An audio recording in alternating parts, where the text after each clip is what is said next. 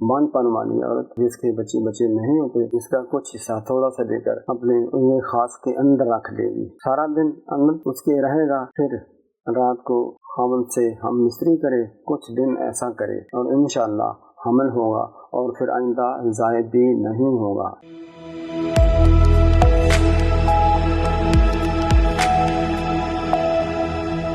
बिस्मिल्लाहिर्रहमानिर्रहीम।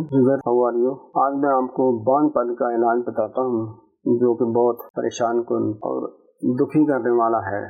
उनसे पूछें जिनके बच्चियाँ नहीं हैं। अल्लाह करीम हर आदमी पर, औरत पर, हर किसी मुसलमान पर फजल करम फरमाए। छोटा सा नुस्खा है, ये समझे कि मुफ्त का ही है, ये लाखों करोड़ों रुपए का है। गौर से सुन लें। और अभी तक अगर आपने मेरा चैनल सब्सक्राइब नहीं किया तो कर लें, ताकि आइंदा मेरी अच्छी वीडियोस आप तक पहुंचती रहे। ऊँट हर कोई जानता है, ऊँट, कैमल, जमल। इसकी साख लेनी है, सीन अल काफ 2 नुक्ते वाला, पिंडली, घुटने से नीचे और टुकड़े से ऊपर की चीज को, उज़्व को साग कहते हैं। उस साग को तोड़े, उसमें से मगज निकलता है, उसको निकाले, किसी अच्छे से साफ शुदा बर्तन में जमा कर लें, रख लें। बांध पन वाली औरत जिसके बच्चे नहीं होते, इसका कुछ हिस्सा थोड़ा सा देकर अपने उंगली खास के अंदर रख देगी। सारा दिन अंदर उसके रहेगा, फिर रात को खामन से हम मिस्त्री करे, कुछ दिन ऐसा करे और इंशाअल्लाह हमल होगा और फिर आइंदा ज़ायद भी नहीं होगा